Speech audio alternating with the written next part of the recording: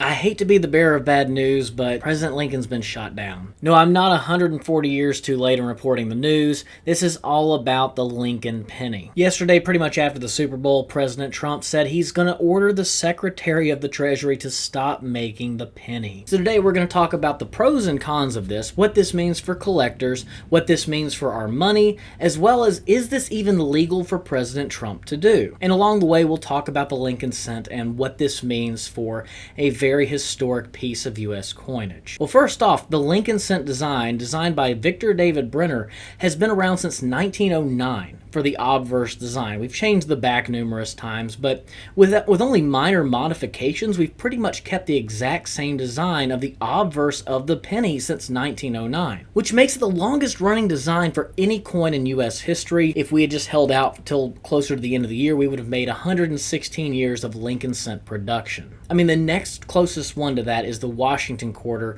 which started in 1932. So we have a pretty significant gap between the start of the Lincoln cent and the Washington quarter. So the Washington quarter's got a couple more decades till we really see it take over as the longest running production design for a U.S. coin. Well, first off, is it a good idea to get rid of the Lincoln cent? Well, in my opinion, I've been saying it's not worth having around for as long as I've been in coin collecting, because I recognize that we haven't had a half cent since the mid-1800s because it was no longer worth producing a half cent back then.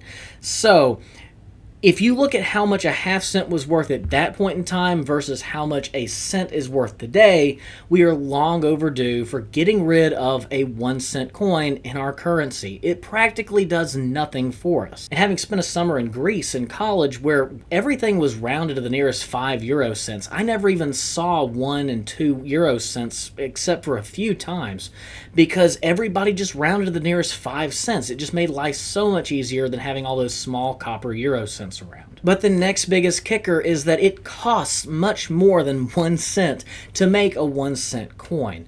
The current production cost is somewhere between 3.5 and 4 cents per cent made. So we're talking about a significant amount of money we're investing into something that's not worth very much and that most of the time just ends up in piggy banks or in Coinstar machines. It's not something we really value. Yeah, if you give me a quarter, I'm probably going to hold on to it because, hey, that's a quarter. But if I drop a penny, I'm not going to spend the time to pick it up unless I thought it was something significant like this one that I ended up having a problem with for a video that's about to come out next week. How many pennies do I have on my floor? So I personally think that the Lincoln cent is just overdue for being nixed. It's about time that we get to a point where we get over the cent. Its cost is so high and it just doesn't do anything for us in our economy. It really just perpetuates this whole thing of counting the smallest amount of pennies to hopefully add up to a larger amount of money. And unless you're a multi-million or billion-dollar company where the pennies do add up after all those transactions, it's probably not going to do much for your bottom line as an average person when they get rid of the Lincoln cent. Let's just be real. Now, there's one aspect of this that has not been discussed that I've heard so far. There are people who've been collecting 3.1 gram 95% copper cents that were produced from 1982 and before. Basically, up until halfway through 1982, all cents were made out of pretty much mostly copper, apart from the steel cents in World War II. And in 1982, we switched to zinc. So even then, the penny wasn't really that affordable, and so we switched over to something that was much more affordable, which was a crappy zinc with a copper-plated alloy. However, a lot of people have been holding on to those 3.1 gram copper cents because they're worth significantly more than just a penny, just in copper weight alone.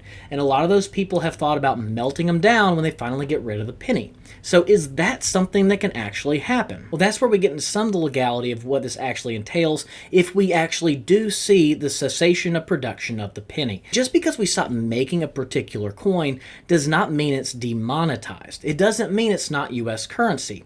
In fact, we have a lot of denominations throughout U.S. history that are no longer made. They're obsolete denominations like 2 cent pieces, 3 cent pieces, 20 cent pieces.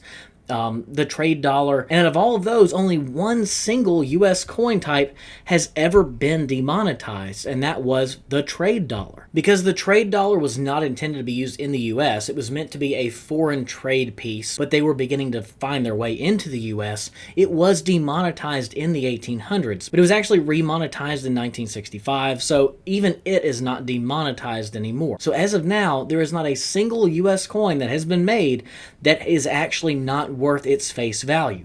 If you have a 1793 half dime, it's still worth 5 cents.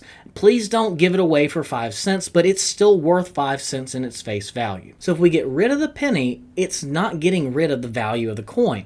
It's still worth 1 cent or 1/100th of a US dollar, which still makes it US currency. So can collectors just melt down all those copper ones that they have that are not worth anything over face value, and that just their copper weight is astronomically higher than the value of the coin? Well, probably not, because since 2009 there's been a ban on melting pennies and nickels for their value in metals. And it became a problem of people wanting to melt down copper pennies and nickels to be able to get the metal out of it for basically industry purposes. So they would have to undo that law from 2009 for it to be legal to melt down the pennies. Now, if we get rid of the penny, what does it mean for collectors? Are Lincoln cents just going to go through the roof in value? And the answer is probably not, and they definitely just shouldn't change just because we got rid of the denomination and it's now obsolete.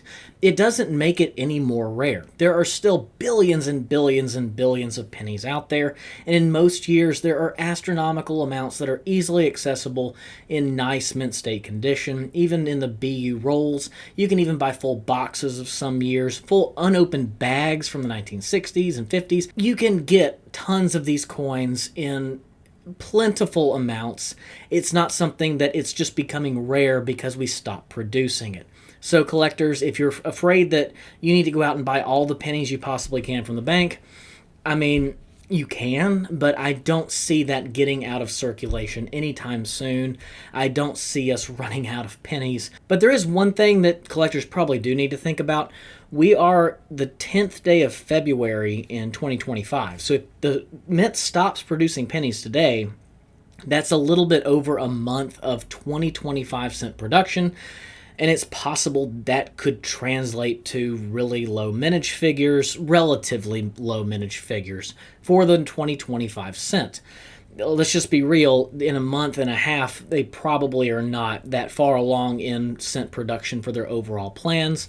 That doesn't mean that it's going to be super low like the early wheat cent production runs. The mint cranks them out way too fast.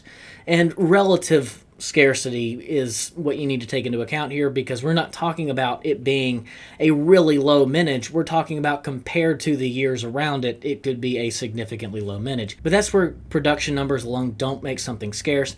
Take, for instance, the 1931 wheat cent, where there were like 900 and something thousand of those made, less than a million. Take that into account. And because people knew they were going to be rare and kept them in nicer condition and pulled them out of circulation, it's not really that expensive of a coin. You can get a pretty nice looking coin for less than $100, and that's less than a million produced. So unless we get really low mintage numbers and there aren't a lot of them kept, we're probably going to see something with just a marginal value over its face value, just as it was a lower mintage and it was the last year. It's not going to probably be something extravagant or extremely valuable. But still, if you want to have nice rolls of 1925 cents, it's possible, if this goes through, that you should pick them up now. Here's the big question. Is this actually going to happen? And is it legal for Donald Trump to actually do this? Without getting political, because that's the last thing I want for this channel, we do see from the executive orders that President Trump has put out that some of them have faced legal barriers. And with several of these executive orders, we've seen them get held up in federal court because there's questions about the implications of them or the legality of them to begin with. So is this another instance of something that might get held up or might face legal barriers and we might actually not see the Lincoln cent cease to exist. Whereas the Constitution gives Congress the power to enact different coins to be made, the Constitution also gives the Secretary of the Treasury the ability to stop producing coins. And this isn't unheard of in U.S. history. In the 1930s, FDR made it illegal to own and hoard gold, so he basically made it to where if you had gold coins, you had to turn them into the government, and because of the executive order that he put out to that effect, we ultimately saw the elimination of gold coinage from U.S. mint production. So as far as I can tell, it seems like it's perfectly legal for Donald Trump to tell the Secretary of the Treasury to stop making pennies, and it seems like it might be up to the Secretary of the Treasury to decide whether he's actually going to stop making pennies. Now, there are a few more things I want to talk about pennies, and a few more questions I have beyond just this. First of all, will this mean the end of production of Lincoln cents for proof sets and special strikes? But just because we get rid of the business strike Lincoln cents for circulation purposes does not mean the mint won't ever strike a Lincoln cent again, even if they stop production, because there are special strikes that are made like proofs, and the mint may still produce Lincoln cent proofs. They might even do some special strikes. And I sure hope after 115 plus years that we do something to honor the Lincoln cent. Just because it's not valuable anymore and it costs more to make than it's worth doesn't mean we shouldn't do something to recognize the longevity of the longest running U.S. coins design. I think the mint should do something to honor that, and hopefully not make it gimmicky like they've done with some of their most recent stuff. Also, I've been holding off on getting on this soapbox for a while, but it's time. I mean, this is the end of the penny, so why not say it? Calling it a penny is perfectly fine. All you, it's not a penny, it's a cent people, that's just ridiculous. It's been called a penny as a slang term ever since it was made, because we went from a country that had a coin called a penny, Great Britain, and so ever since then it's been called a penny. It's a long historical trend calling it a penny. This is like splitting hairs over whether it's a 3-cent piece or a trime. I mean, call it what you want. It's two words for the same thing. You'll know what you're talking about as long as it's defined enough to know what it is. So new collectors, don't fall into the trap of it's not a penny, it's a cent. Yes, technically it's a 1-cent piece, but we've been calling it a penny all along. And as long as you're defining what you're talking about by saying like a Lincoln cent or a Lincoln penny or a large penny, whatever you want to call it, as long as it's well defined and people know what you're talking about, they know what you're talking about. They're just being... versus something that's not too well defined, like calling something a Liberty dime, where I got to figure out, does she have a cap on her head? Is she sitting down? Has she got wings on her head? What's going on with Liberty? Okay, I'm done with that little rant, but realistically, I want you to understand that this does not actually change anything for your day-to-day lives necessarily. Because the next question you might have is, what happens when I go to the grocery store and I can't get exact change back? I mean, for those of y'all who are actually worried about the couple of pennies that are going to be coming back your way, well, realistically, it probably won't change anything. As I said, we're not demonetizing the penny. If we demonetize the penny, it doesn't just mean pennies aren't valuable anymore and they're not actually able to be used. It really debases the whole concept of our value of our money as it is. So if you take a coin and you say this is no longer usable, it's no longer valuable, it kind of eliminates the perspective that the dollar is solid and always stands fast as having this value, and that no matter when you got this coin from, it's still worth what the government said it was worth then and now. And if we start axing whole denominations, I personally feel like that would put a damper on the perspective of the dollar. And I don't think that's something the government's willing to take a risk on, especially with like the BRICS countries talking about making their own currency to try and compete against the dollar as a world reserve currency. I don't see the government wanting to add doubt in the minds of other countries of what the dollar is actually worth by getting rid of something as small as the penny.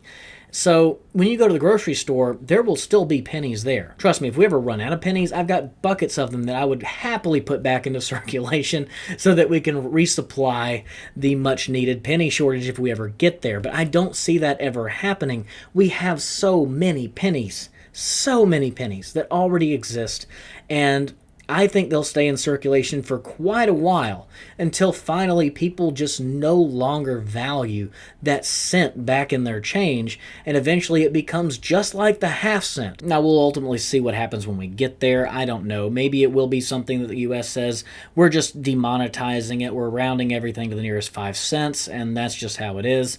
But I don't really see that as a viable solution, or probably what's actually going to happen. I think it's just going to be we keep using pennies, and eventually everybody just gets so tired of pennies that we eventually just collectively say we're done with pennies. Because if you really think about it, we micromanage our economics here by having a penny. If you think about how much a penny is worth, and historically how much our coins have been worth, yeah, it might have been 5 cents for a loaf of bread back in the day. What was the tax on that 5 cents? And how do you value that tax and get your exact change back on that 5 cents? Well, realistically, you don't, because it's marginal, it's fractional. In the past, values had to be rounded in some capacity just to get them to the nearest cent, because the cent was worth so much more.